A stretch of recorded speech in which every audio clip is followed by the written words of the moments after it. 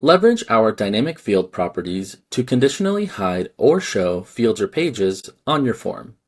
Think of this as an if-then statement. If a form user responds in a certain way, then certain fields or pages react based on their response.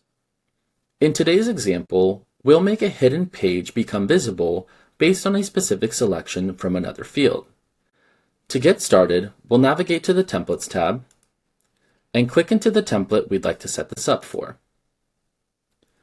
Let's say that most work orders typically only require 2 images, but every now and then we may need to capture additional images.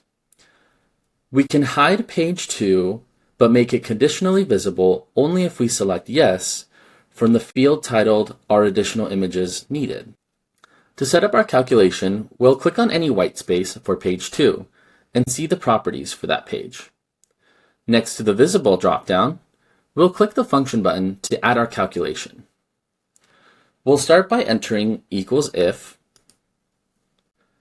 followed by the parentheses that are automatically shown, and then a square bracket where we can call out our field name, which in this case is additional images. Because we want to make this page visible if yes is selected, we'll set this as our condition.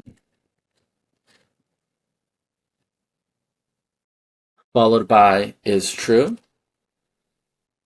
meaning the page would be visible, then false, meaning if yes is not selected, the page will not be visible. We can click Done and then Preview to make sure this works in the way that we want it to.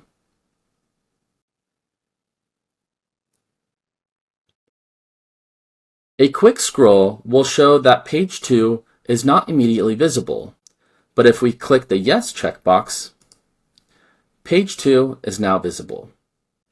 Now if I go back and click No, the page becomes hidden once again. And that's it. As always, don't hesitate to reach out if any other questions come up.